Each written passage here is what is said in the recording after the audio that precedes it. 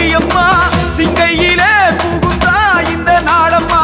தில்லைவனம் கிடந்தாய் நீயும் சீயம்மா சிங்கையிலே புகுந்தா இந்த நாளம்மா ஆனால் என கிடப்பது அன்னை என அறிந்த பின் அதன் மேல் நடந்திட மனம் வருமா